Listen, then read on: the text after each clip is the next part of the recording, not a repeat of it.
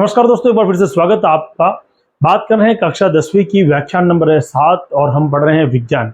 अध्याय पहला ही है रासायनिक अभिक्रिया और समीकरण।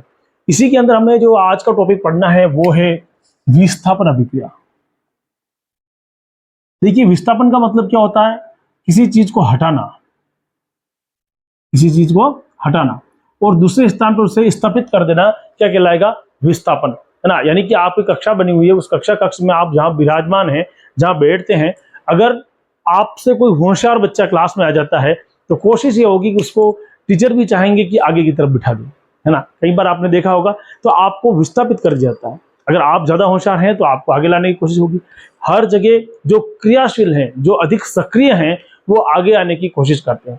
हमारे जीवन में भी यही है कि जहां पर हम ज्यादा सक्रिय हैं, जो लोग ज्यादा सक्रिय रूप से काम करते हैं, वो कहीं ना कहीं आगे आएंगे। तो विस्थापन अभिक्रिया कैसे बोलेंगे? वे रासायनिक अभिक्रिया, वे रासायनिक अभिक्रिया क्रिया जिसमें सक्रिय तत्व योगी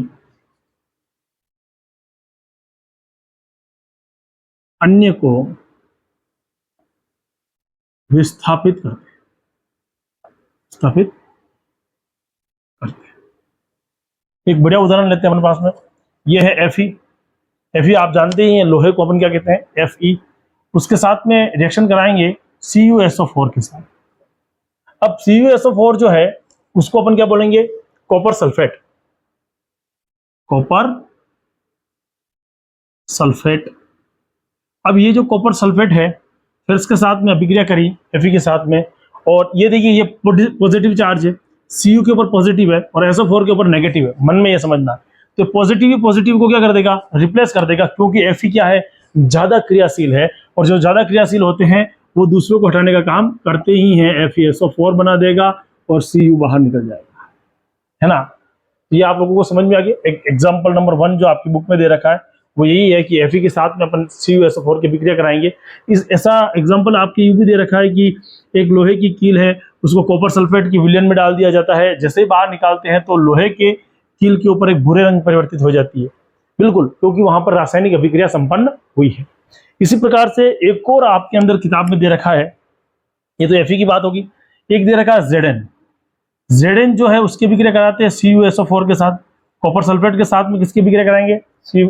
देखिए, Zn में प्लस चार्ज है, Cu भी प्लस है, SO4 माइनस है। Zn क्या कर देगा? Cu को हटा देगा और एक नया तत्व बनेगा, नया पदार्थ बनेगा हमारे पास में। हम कहेंगे उसे ZnSO4, जिंक सल्फेट, और बनेगा साथ में ZnSO4 बन गया, तो Cu यहाँ पर भी बाहर निकल जाएगा। दोनों ही स्थिति में Cu Fe की तुलना में भी कम क्रियाशील था, और यहाँ पर भी Cu जो है वो क्या है? कॉपर जो है वो जिंक की तुलना में, ये Cu जो है वो जिंक की तुलना में क्या है? कम क्रियाशील है। कॉपर जो कम क्रियाशील है। दोनों ही परिस्थिति में क्या होगा? बाहर निकलेगा और एक नए पदार्थ का निर्माण हो जाएगा। एक और एग्जांपल लेते हैं। अब एग्जाम्पल नंबर 3 लेते हैं। अब लेते हैं अपन Pb को, है ना। Pb क्या होता है? आप जानते हैं, लेड होता है, और इसकी अभिक्रिया कराते हैं CuCl2 से। CuCl2 से क्या बनेगा? PbCl2 प्लस Cu, है ना। लेड क्लोराइड, ये Pb है ना, इसे क्या बोलेंगे? Lead chloride.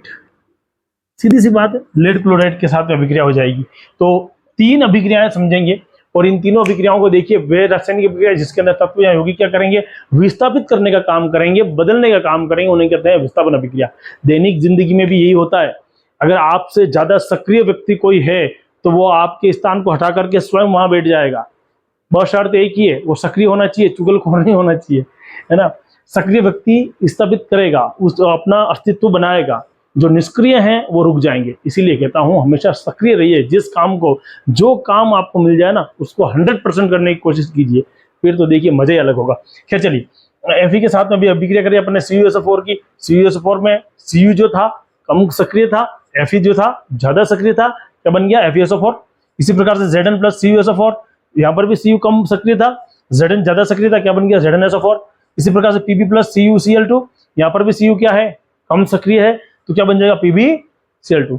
तो अभिक्रिया के नीचे लिख देना कि उपरोक्त सभी अभिक्रियाओं में कॉपर की तुलना में Fe, Zn और Pb अधिक सक्रिय थे, इसी कारण अभिक्रिया करके नहीं उत्पन्न है।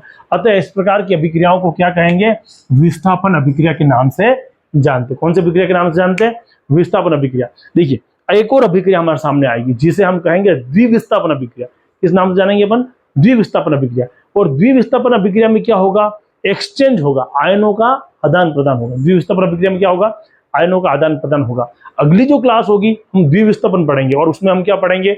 आयनों का आदान प्रदान। देखो, मैं ऐसा क्यों कर रहा हूं कि एक एक टॉपिक पे ही एक क्लास ले रहा हूं, ताकि आपको जब टॉपिक की जरूरत पड़े आप ढूंढिए, तुरंत प्रभास मिल जाए आपको। अब मेरे समझाने का जो प्रयास है आप तक बड़ा आसानी से पहुंच जाना चाहिए।